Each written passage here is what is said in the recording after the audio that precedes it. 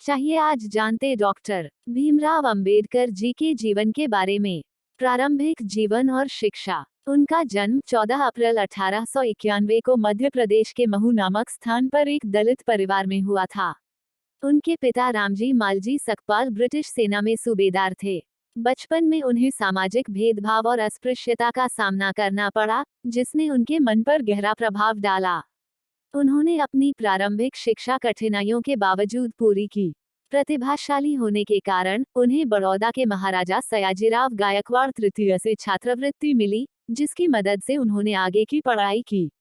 उन्होंने बॉम्बे विश्वविद्यालय से अर्थशास्त्र और राजनीति विज्ञान में स्नातक की डिग्री प्राप्त की। आगे की शिक्षा के लिए वे संयुक्त राज्य अमेरिका गए, जहां उन्होंने कोलंबिया विश्वविद्यालय से अर्थशास्त्र में एम.ए. और पीएचडी की उपाधियां प्राप्त की।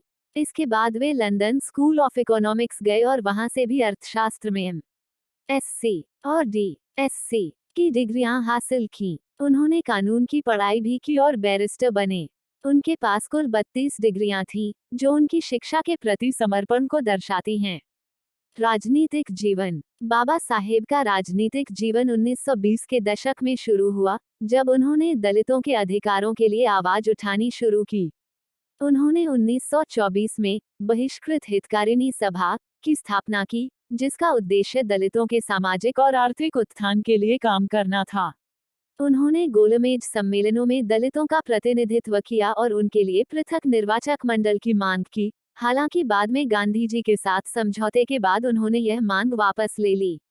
स्वतंत्रता के बाद वे भारत के पहले कानून मंत्री बने।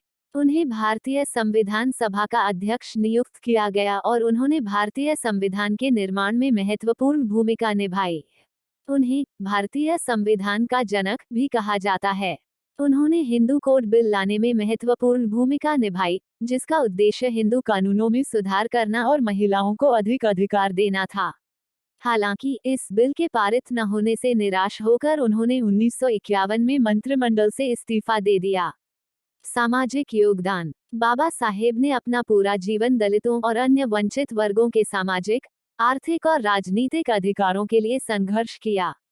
उन्होंने अस्पृश्यता के खिलाफ सख्ता आंदोलन चलाया और समाज में समानता और न्याय की स्थापना के लिए अथक प्रयास किए। उन्होंने दलितों को शिक्षा प्राप्त करने और अपने अधिकारों के लिए लड़ने के लिए प्रेरित किया। उन्होंने श्रमिकों और महिलाओं के अधिकारों का भी समर्थन किया।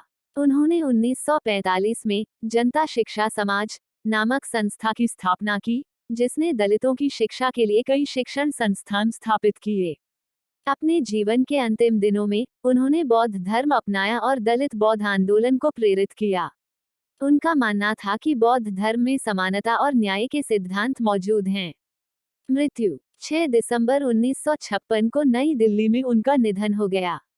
उनका अंतिम संस्कार बौद्ध रीति रिवाजों के अनुसार मुंबई में किया गया, जहां चैत्य भूमि उनका समाधि स्थल है।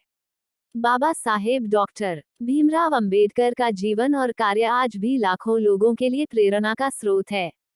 उन्होंने भारतीय समाज को एक नई दिशा दी और सामाजिक न्याय और समानता के मूल्यों को स्थापित करने में महत्वपूर्ण योगदान दिया।